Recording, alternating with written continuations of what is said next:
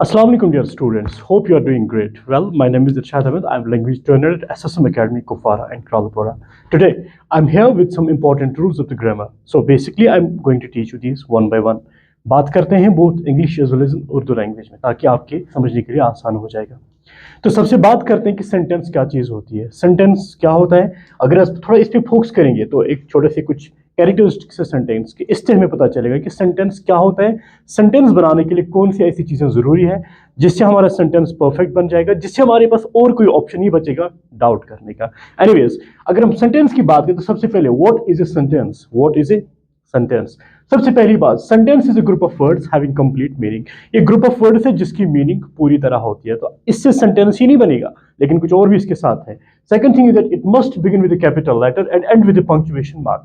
इनकी जिस भी सेंटेंस की आप शुरुआत कर लेते हैं तो इसका जो सबसे पहला हरूफ वो कैपिटल होना चाहिए, और यानी कि कैपिटल लेटर होना चाहिए, इससे बिगिन होना चाहिए, सेंटेंस की स्टार्टिंग होनी चाहिए, और हर सेंटेंस के लास्ट में पंक्चुएशन होनी चाहिए। तो पंक्चुएशन का मतलब फुल स्टॉप भी हो सकता है, नोट ऑफ इंटरोगेशन भी हो सकता है, नोट ऑफ एक्सक्लेमेशन भी हो सकता है, डिपेंड करता है कि नेचर ऑफ सेंटेंस कैसा है। और तीसरी बात, it must have grammatical chronology and space between words. इसका मतलब होता है कि किसी भी सेंटेंस को जब हम लिखते हैं तो इसका जो ऑर्डर होता है, क्योंकि सेंटेंस हमेशा कलेक्शन ऑफ वर्ड्स होते हैं, जंबल ऑफ वर्ड्स होते हैं या ग्रुप ऑफ वर्ड्स होते हैं, लेकिन जब इसको हम लिखते हैं, लाइक मैं आपको एक सेंटेंस बताता हूँ, बॉय एम आई ए, सो ये तो सेंटेंस नहीं हुआ, हालांकि एक कलेक्शन ऑफ वर्ड्स तो हो गया है, लेकिन जब इसकी ग्रामेटिकल क्रोनोलॉजी हम लिखते हैं, आई एम ए बॉय, इनके पहले सब्जेक्ट आता है, फिर हेल्पिंग ऑफ, फिर मैंने आर्टिकल ए का इस्तेमाल किया, फिर बॉय यानी कि नाउन या ऑब्जेक्ट का इस्तेमाल किया है। तो इस तरह से सेंटेंस के ग्रामेटिकल होना बहुत ही जरूरी है, बहुत इंपॉर्टेंट है। और सबसे इंपॉर्टेंट, जिसको आप कभी बिल्कुल इग्नोर नहीं कर सकते, जो सबसे इंपॉर्टेंट है, नेसेसरी है, वो यह है it must have subject and predicate. Subject और प्रेडिकेट जिस सेंटेंस में ना हो, ना इस पे पता चल सकता कि काम करने वाला कौन है, यानी कि डोर ऑफ एक्शन कौन है, यानी कि फाइल कौन है, और इसमें एक्शन क्या हो रहा है, यानी कि वो पार्ट, एक्शन पार्ट इसमें नहीं दिख रहा है, यानी कि फेल क्या है, और किस पे काम हो रहा है, ये भी तो पता चलना चाहिए ना। जब कोई काम होता है तो ये काम हो क्या रहा है, और किस तरह का काम हो रहा है, और किस पे हो रहा है। ये जिस पे काम होता है इसको बोलते हैं receiver of the action of the subject, that means its object. तो ये तो बात थी पहले सेंटेंस की। सेंटेंस के स्ट्रक्चर को समझने के लिए मुझे लगता है इतनी चीजें बहुत काफी है। प्रोसीडिंग फर्दर, हमारे पास इंग्लिश में जो सेंटेंस बनाने के जो रूल्स होते हैं, इनके सब्जेक्ट वर्ब एंड ऑब्जेक्ट के, वो कम से कम 70 रूल्स है, अच्छा खासा रूल का सेट बना हुआ है, क्योंकि इंग्लिश का एक कानून है, कायदे में रहोगे तो फायदे में रहोगे। If you know the grammar of the things, you are going to speak about the things very properly and very perfectly. Anyways, आज मैंने 2 रूल्स चुने जिससे आपको बहुत फायदा होने वाला है, एंड बिलीव मी, अगर आप ये रूल्स को अच्छे से समझेंगे, जो आपके एक्सेप्शनल केस और कंफ्यूजन हो जाता है, डेफिनेटली इससे वो ठीक हो जाएंगे। तो सबसे पहला रूल मैंने जो लिखा है, रूल नंबर 1 है, इफ 2 और more singular subjects are joined by, अगर 2 या 2 से ज्यादा सिंगुलर सब्जेक्ट्स, यानी कि मैं या आप, यानी आप एक सिंगुलर हो, मैं एक सिंगुलर, यानी कि सब्जेक्ट हैं काम करने वाले, तो 2 सिंगुलर सब्जेक्ट जब आपस में जुड़ते हैं, लेकिन उनको जोड़ने के लिए हम इस्तेमाल करते हैं किन कंजक्शंस का, जैसे ईदर और, नीदर नॉर, या ईदर और या नीदर नॉर, या और या नॉर का इस्तेमाल जब हम इनको करते हैं तो इनके लिए हमेशा जो वर्ब इस्तेमाल होता है वो सिंगुलर हो जाएगा।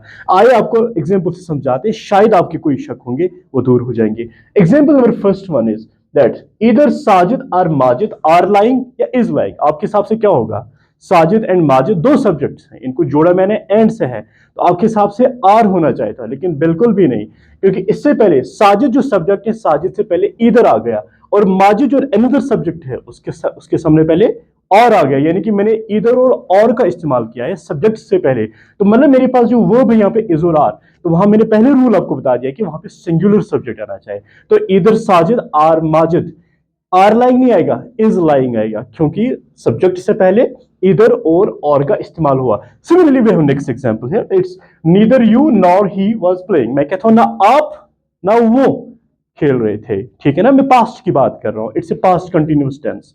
तो मैं जो बात कर रहा हूं कि ना आप ना वो, क्योंकि मैंने नीदर भी यूज किया और नॉर भी यूज किया, लेकिन सब्जेक्ट्स के सामने यूज किया, क्योंकि यू तो सब्जेक्ट है, ये सिंगुलर भी हो सकता है, प्लूरल भी हो सकता है, लेकिन जब मैं आपको पर्टिकुलरली आपकी बात कर रहा हूं तो यहाँ पे यू है सिंगुलर सब्जेक्ट काम करेगा, स्पेसिफिकली मैं आपको पॉइंट कर रहा हूं, ठीक है। तो जब मैं नीदर यानी कि प्रोनाउन है, इस प्रोनाउन का जो पीछे एक सब्जेक्ट होगा, यानी कि आप होंगे, आप एक सब्जेक्ट भी है ना, तो जब आप से पहले मैं नीदर यूज करता हूं, और नार ही यानी कि वो थर्ड पर्सन सिंगुलर जो था, मैस्कुलिन जो है, इसके बारे में बात कर रहा हूं, वो तो थर्ड पर्सन है, ना वो ना आप ना वो खेल रहे थे, तो इसको वाज प्लेइंग आएगा या वर प्लेइंग आएगा, बिल्कुल आप यहां सही समझे, इसको वॉज प्लेइंग आ जाएगा, क्योंकि हमारे सब्जेक्ट से पहले, ही से पहले और यहाँ पे यू से पहले नीदर आ गया और नॉर आ गया। उम्मीद है कि आपको पहला रूल अच्छे से समझ आया होगा। Talking about rule number two of the subject verb object agreement, वो ये है यूज सिंगुलर वर्ब्स। जब भी आपको वर्ब इस्तेमाल करना होगा वो सिंगुलर इस्तेमाल होगा, लेकिन कब? जब बात करते हैं हम डिस्टेंसेस की, इनकी पीरियड ऑफ टाइम की, या सम ऑफ मनी की, लेकिन जब उन चीजों को एज ए कंसिडर किया जाता है यूनिट ऑफ समथिंग, ठीक है ना? जैसे मैं कह सकता हूँ $10, it's a sum of money, it's a unit of that $10, okay?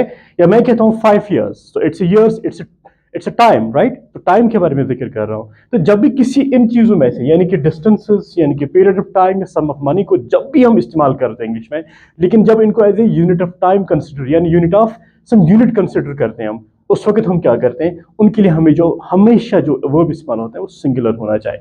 चलो एग्जांपल से समझते हैं, अच्छा हो जाएगा। तो पहला वाला है 5 years is the maximum time of warranty, or 5 years are the maximum tenure of warranty। 5 साल इट्स इज और आपको क्या लगता है कि इसमें इज आना चाहिए या आर आना चाहिए? लेकिन हम यहाँ बात कर रहे हैं कि 5 years, यानी कि it's a period of time. जब पीरियड ऑफ टाइम की मैंने भी बात की तो हमेशा जो इसके साथ वर्ब इस्तेमाल हो जाएगा वो सिंगुलर हो जाएगा, यानी कि हम यहाँ पे इज को टिक करेंगे क्योंकि सिंगुलर वर्ब यहाँ पे इस्तेमाल हो जाएगा। इसमें वर्ब जो हेल्पिंग वर्ब इज और आर, आप कहेंगे सर इज और आर तो वर्ब नहीं है, लेकिन जिस सेंटेंस में आपको वर्ब अवेलेबल नहीं होगा, जिसकी 4+1 यानी कि 5 फॉर्म्स होगी, इसमें जो आपको helping verb as a main काम करेगा, एज ए मैन वर्ब, तो यहाँ पे हमारे पास काम करेंगे वर्ब इज एंड आर, ठीक है ना? तो 5 years is the maximum time of warranty, और 5 years और the maximum time of warranty. लेकिन ईयर से लगता है आपको ये 5 साल है, ये तो प्लूरल में है, लेकिन वहां मैंने बात कही कि जब आप पॉइंट ऑफ यानी कि पीरियड ऑफ टाइम की बात करते हो, तो वहां पे एज ए यूनिट जब कंसिडर करते हैं, वहां पे एज ए सिंगुलर वर्ब ही लगता है। तो हम यहाँ पे आसानी से अब कह सकते हैं कि 5 years is the maximum time for warranty, okay? तो सेकंड एग्जांपल बहुत ही सिंपल है, बहुत ही इजी है समझने के लिए। $10 is high price for this item, या $10 are high price for this items. तो आपको लगता है डॉलर से मतलब होते हैं बहुत ज्यादा dollars, more than $1 is dollars, आपको प्लूरल लगता है, लेकिन it's a sum of money, क्योंकि आप सम ऑफ मनी की बात करते हो, $1, $2, $3 और $10, लेकिन बात यहाँ पे करते हैं $10 की। तो यहाँ पे आ जाएगा the correct side is that $10 are high price, नहीं, $10 is high price to pay for this item. I hope कि ये दो रूल्स आपको समझ में अच्छे से आए होंगे। अगर ठीक से आपको आप और रूल्स चाहते हो कि मैक्सिमम 70 रूल्स हम कवर करें वन बाय वन, तो प्लीज कमेंट में लिखें। कहीं कुछ प्रॉब्लम है, कहीं कुछ कंफ्यूजन है, प्लीज बता दीजिएगा हमें। We will be always available there to help you anyway. Thank you.